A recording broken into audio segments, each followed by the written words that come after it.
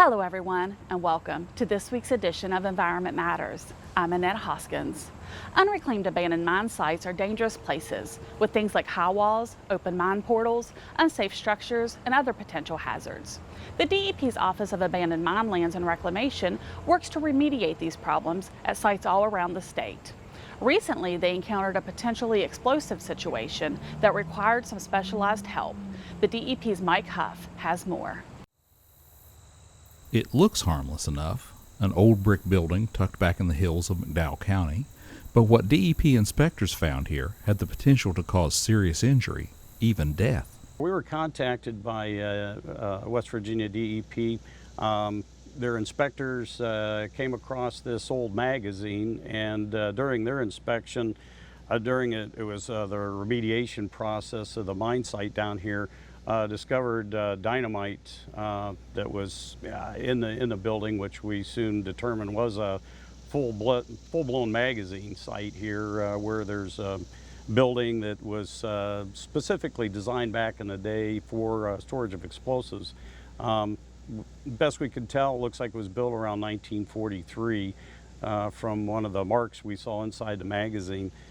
We were surprised when we pulled up to it. We could barely see the building, and the DEP inspectors, kind of pioneered a path back to it here. And once we came in and did the tests, at that point, we knew we had to open the area up because we have to have a safe area that we can work to be able to bring the product down and run it through its processes. At some point since the last time the site had been inspected, two massive steel doors securing the building had disappeared, allowing water from the hillside to flow inside, covering the wood floor with around a foot of mud. Over time, all that moisture caused the wooden sidewalls to deteriorate and collapse, leaving piles of debris, and buried in with all that soggy mess, sticks of dynamite, abandoned in the early 1970s and now dangerously unstable.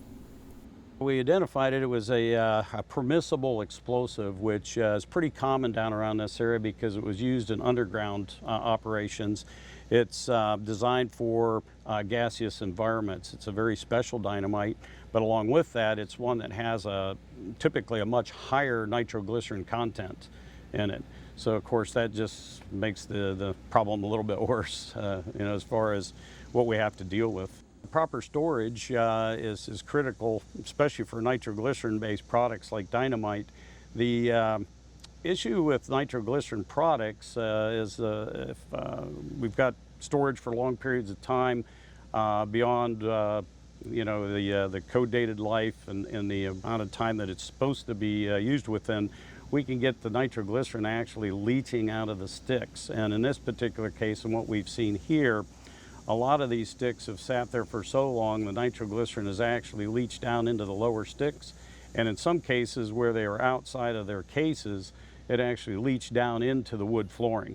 So at this point, not only do we have sticks with a very, very high concentration of nitroglycerin, but also the floor is now explosive as well. And that makes the work to remove it extremely dangerous. Explosives technicians marked the building with a series of grid lines and began systematically sifting through and processing the material one small section at a time. The sticks that were out laying exposed, if somebody were to walk on them, the sticks could potentially be a problem.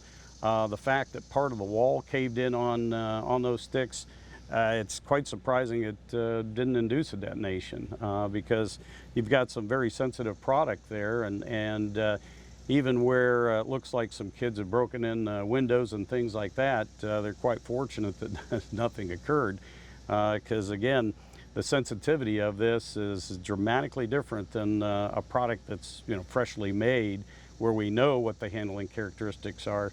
Where now we're in a state where it's a decomposition of the product, the characteristics change considerably, and it's become a real safety issue to deal with it. Before it can be moved, technicians spray all the material with a special chemical to neutralize the nitroglycerin. Because the resulting chemical reaction causes heat to release, they use a special infrared camera called a FLIR to see exactly where the material is located.